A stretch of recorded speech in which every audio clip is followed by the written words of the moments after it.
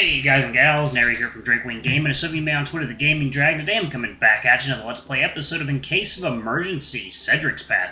So y'all, hope y'all had a wonderful Thanksgiving, spending time with your friends and family and loved ones. Let's go ahead and jump right into it, shall we? I'm here to bring y'all some more entertainment. Let's go.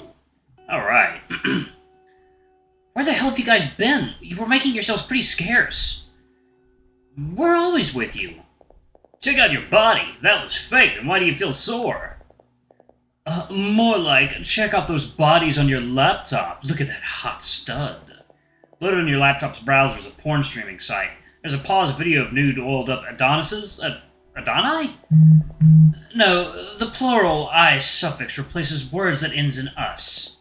Wrestling each other on the floor. It looks like people have just started grabbing each other's dicks. You know that a lot of free pornography streaming sites are pretty unethical, right? We've already come this far. Show me the peanut. No, okay. You close the browser tab. Another explicit video takes its place, just as scandalous as the last. You close that tab, and the next, and the next. Naked sculpted bodies and massive decreasing comprehensibility. Hot studs and big cocks and college boys flickered into existence for brief moments before disappearing. God, how many of these videos do you have to open? It looks like you stopped watching halfway through most of them. Wait. Go back to that one. I saw something good in the recommended section. Look, oh god, no, Jesus. Don't want YouTube slapping an age restriction on this one.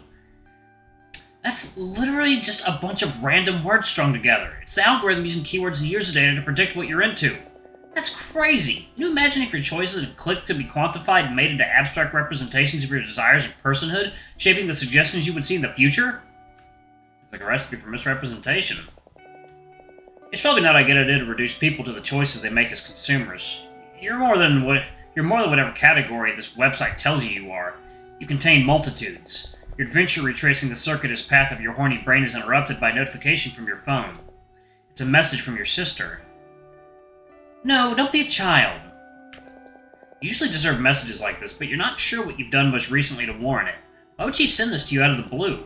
Picking up your phone, you scroll through your message history. Apparently you've been texting for the past half hour. You don't remember any of this. There's discussion about her upcoming wedding, your summer class, nothing about magical basement worlds. The last message you sent was about having half queso, half chocolate fountains at each table at the reception. That way people could mix and match sweet and salty at their very own seats. You stand by your idea. That would be cool. You'd have to watch out for cross-contamination, but maybe that risk would make the whole thing sexier. Of course, none of this is relevant to the fact that you don't actually remember having this conversation. Nothing is wrong. Sorry, forget it. How's the wedding coming along? Water time. It's time for some Propel water. Oh yeah. Oh fuck, that's good. Strawberry lemonade, baby. Alright, planning the reception sounds like a lot of work. It is. There's an awkward moment of silence where neither of you type. You're not sure if you should attempt to stretch out the conversation or wait for a response. Can I count on you to deal with the catering? Brick is turning into a real groomzilla, so I'm trying to get him to delegate. No fountains of any kind, please. And no shellfish. And make sure there are vegetarian options. Hip, but not extravagant. People should know that we have money, but not think that we're showing off. Okay, I got it. Okay. Don't set the delivery time too early. The food will get dry. Your phone pings with another notification. You've been added to another chat. Okay, I've got to go. You see that she's typing a reply. Still typing. Impatient, you swipe to the new chat. Hey, you okay? Did anyone warn you about going back? Oops. When you go back out the door, you wake up wherever your body is. Your body keeps doing stuff while you're in Peregrine. You don't remember what the stuff you were doing, so be careful. You don't want to return in the middle of chopping vegetables or walking a tightrope. It's usually safer to head back at night. It gives you insomnia, though. Your heart races, so everything you'd experienced that afternoon was real. You haven't been texting in your sleep. You are special. That would explain waking up in my bed. Okay, I'm just confused. Just confused. That's good. Just making sure you didn't die. See you tomorrow. And then the text thread abruptly dies. Maybe you should text someone. Like Cedric.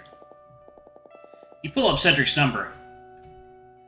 You lost all your previous conversations when you changed phones a couple years ago. It's hard to tell if that's a blessing or a curse right now. You wonder if he still has your last conversation logged. What was it about? The first weeks of college when you still made plans to get lunch together? Did you ask to borrow detergent? Hey, how are you? There's a long pause that makes you wonder if this was even a good idea. Hey! Sorry, can't talk. I have work to do. I'll see you tomorrow. Well, it was worth a shot. Never texting anyone first again. I'll do Luke again. Hey! How's it going? You wait, but there's no response. Maybe he's busy. Do Wes. Hey! What's up? Sorry, gotta deal with something right now. There's a long pause with no response. Guess he's busy. Huh. See if you ever put yourself out there like that again. You resolve to spend the rest of your night in your miserable noodle-smelling room alone. Second, y'all. Water time.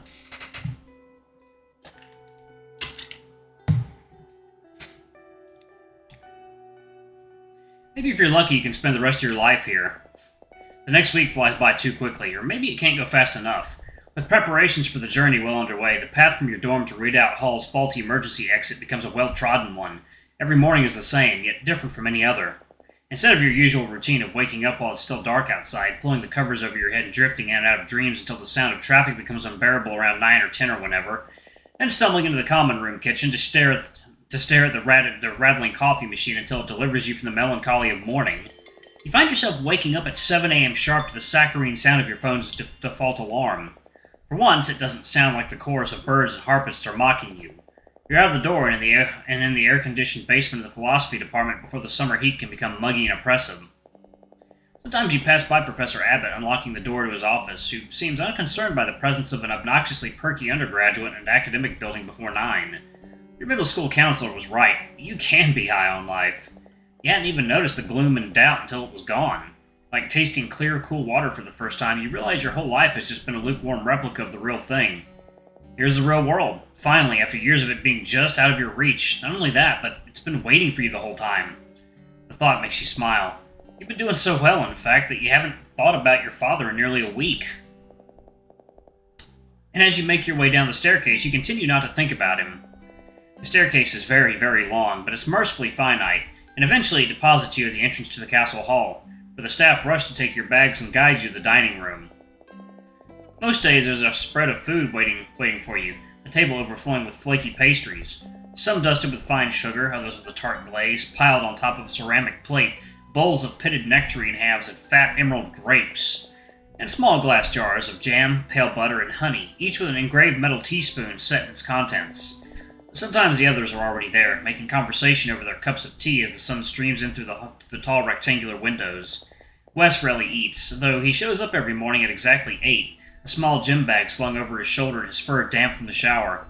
When you ask him about it, he tells you, "Went to the gym, had a protein shake," which makes you all the more aware that what you've discovered is happiness, not discipline. Because while you're thrilled to wake up at 7 for scones and whipped cream, you can't imagine waking up early to pump iron and down a chalky mixture of whey and sucralose. It's not that bad. It's a habit from playing sports my whole life. What did you play? I did some wrestling, tennis, swimming, fencing. Football? No, a little bit of lacrosse and water polo, but those never stuck. You gather that he's not a team sport kind of guy. Remus and Cedric usually file in soon afterwards, polite and thankful to the castle staff for the spread. Second, y'all. Water time. Alright, y'all, we are back. Alright. Cedric always carried himself a little like he didn't quite belong, and the effect is all the more pronounced next to Remus's air of gravitas. Good morning. Help yourselves. Training today?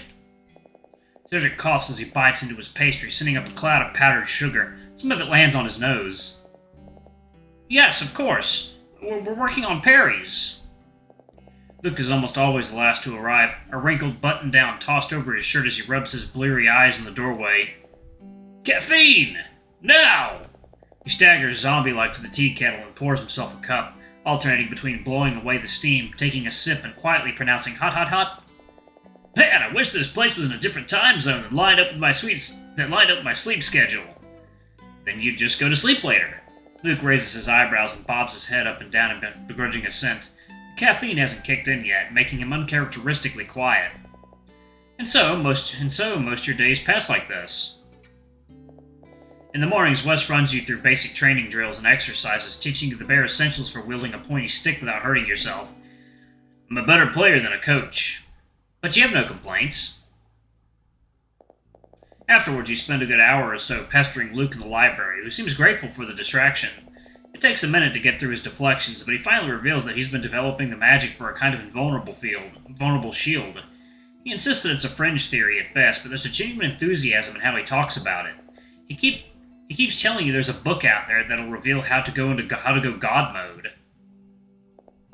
Then it's lunch, and the dining room is again, as though by magic, stocked with steaming loaves of bread and carved meats. And you're a freshman all over again, trying to figure out how not to gorge yourself on the vast variety of food readily available to you all at once. You learn quickly, though, because soon after lunch it's Cedric's turn to pull you aside and correct everything you've learned that morning. But Wes said, and he hasn't had the training I've had. Your training goes relatively smoothly. Fortunately, you're still new enough to the task that small accomplishments translate to major relative improvements in skill. Being part of a prophecy probably helps, though you're still not sure exactly what's expected of you. Without any formal obligations, it's easy enough to waste your afternoons aimlessly wandering the halls of the castle. It's quieter than you initially realized, with most of the hustle and bustle confined to areas around the central hall. The farther you get from the castle's heart, the stranger the rooms get. One door leads you to a room full of clocks, old, dusty grandfather clocks with enormous pendulums, intricate wall-mounted ones wrapped in metal vines, and small, stout ones meant to be set on a desk, with hands that remind you of a handlebar mustache and seem liable to come to life and break into song. All the clocks are broken, frozen at different points in time. If a broken clock is right twice a day, maybe a whole room of them could be right that many more times. Another room features bathtubs stacked on top of one another. One second, y'all. Okay. Water time. Alright. That baby is empty. Alright. Another room features bathtubs stacked on top of one another, and yet another appears to be an abandoned planetarium, except instead of planets revolving around a sun, the colorful glass orbs spin around a larger-than-life skeleton curled into the fetal position. And down a long, quiet hallway and behind a pale green door appears to be a small church, pews on either side of a moth-eaten carpet that leads to a lonely, dust-covered pulpit. A leather-bound book rests on its surface. Good book. Your hand reaches around the book, a fine layer of dust falling off it as you disturb it. It leaves behind a clean rectangle of wood in the dust. The words for a funeral liturgy. Remus stands at the door with a placid expression, as though he's commenting on what's for dinner. What does it say? It's a prayer for the passage of the dead. We haven't had cause to use it in a while. I hadn't realized there was death in this world, which, in retrospect, seems foolish. Of course there would be death in every world. That's dark. Hopefully we can avoid using it for a bit longer if we are successful in our quest, though I suppose it won't matter if we fail. Have you ever lost anyone? The question takes you by surprise. I lost my dad recently. Remus nods. My parents were led to believe they had lost me early on.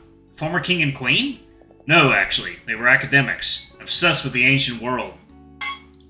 Alright, I'm going to go ahead and pause it right there. Thank you all so much for watching. Don't forget to like, comment, subscribe, ring that notification bell, and check out our Patreon if you can. It always helps. Before I go, I'm going to give a quick shout out to our lovely bronze tier patrons. Thank you all for all you do for the channel. We greatly appreciate your support.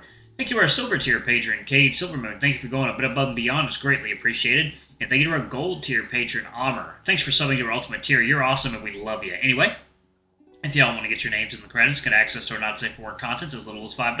Alrighty? I love you all, and I'll see y'all in the next video. Bye-bye!